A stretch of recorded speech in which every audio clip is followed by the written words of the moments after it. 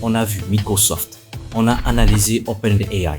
Mais il y a un géant que l'on ne peut pas ignorer. Google, le maître de l'information, qui prépare sa contre-attaque depuis des années. Quand tout le monde parlait de ChatGPT, Google a pris son temps.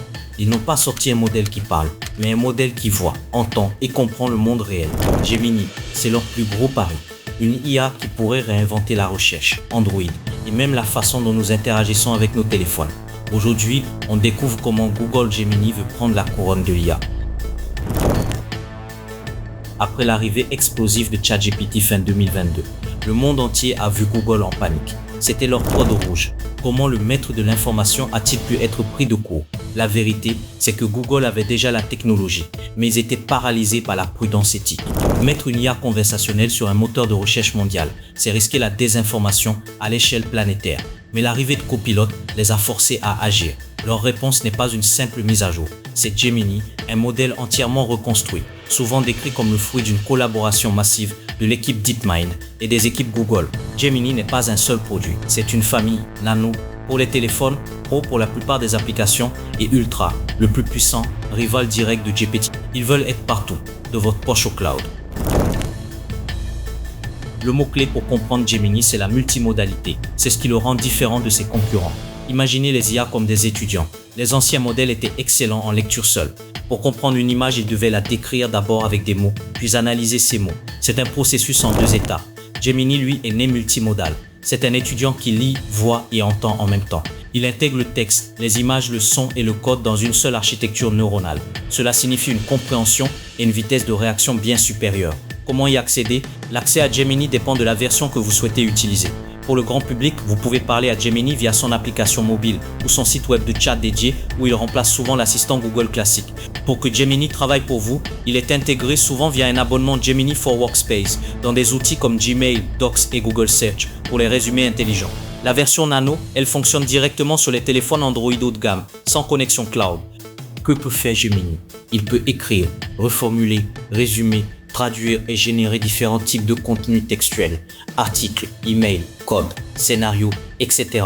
de manière cohérente et contextuellement pertinente. Il est capable de comprendre les requêtes, même si elles sont complexes, informelles ou contiennent des nuances. Il peut également résoudre des problèmes mathématiques, expliquer des concepts scientifiques. De plus, il a accès à des outils pour fournir des informations en temps réel, lui permettant de chercher des vols, des hôtels, d'utiliser des cartes pour trouver des lieux et obtenir des directions.